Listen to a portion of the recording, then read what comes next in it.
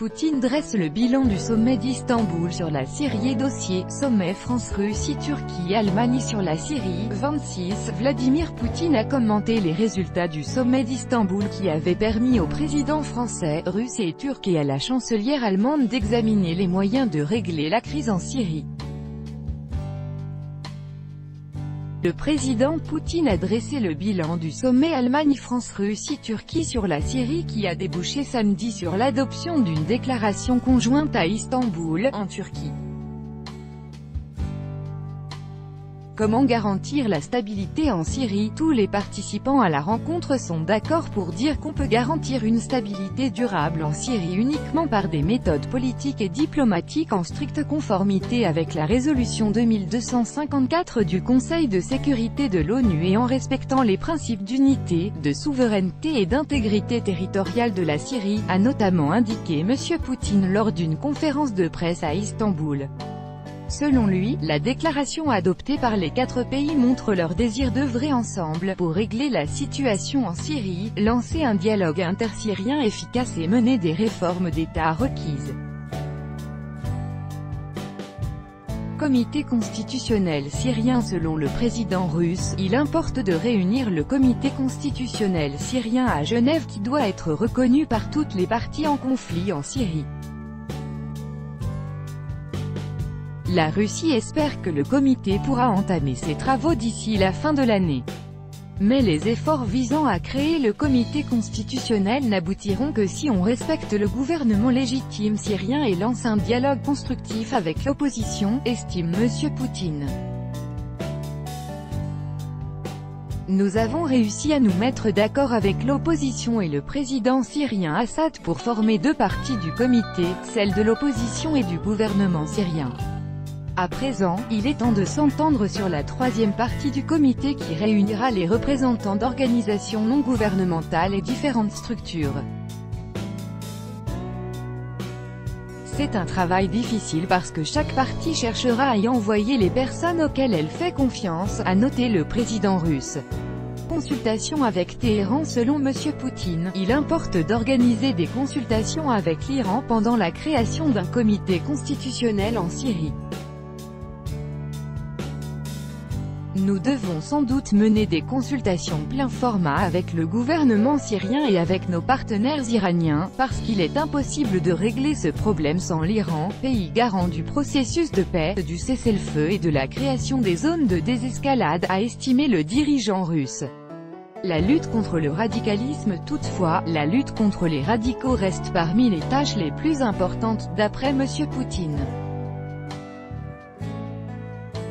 Malgré le fait que le niveau de violence en Syrie ait diminué de manière significative, l'élimination des radicaux qui s'y sont accumulés reste une tâche importante.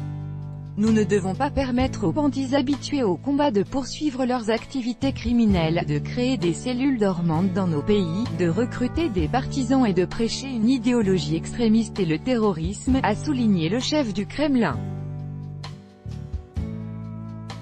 La zone démilitarisée d'Idlib. Pendant le sommet, Vladimir Poutine et Recep Tayyip Erdogan ont informé Emmanuel Macron et Angela Merkel de la réalisation des ententes russo-turques sur Idlib. Tout ce que nous faisons avec nos partenaires turcs dans ce domaine correspond à nos missions. Nous souhaitons démilitariser une zone de 15 ou 20 km de profondeur pour qu'elle soit libre d'armes lourdes et de groupes radicaux, a expliqué le président russe. M. Poutine a insisté sur le caractère provisoire de la zone démilitarisée et de la zone de désescalade dans le gouvernorat d'Idlib avant d'espérer que la Turquie assurerait au plus vite le retrait des forces d'opposition, des armes lourdes et des unités militaires de la zone démilitarisée d'Idlib. Nous voyons que la Turquie fait tout son possible en ce sens, a-t-il ajouté. La Russie se réserve le droit d'aider Damas. Dans le même temps, Moscou se réserve le droit d'aider le gouvernement syrien à éliminer les terroristes à Idlib, si les radicaux mènent des provocations armées depuis cette zone, d'après le président russe.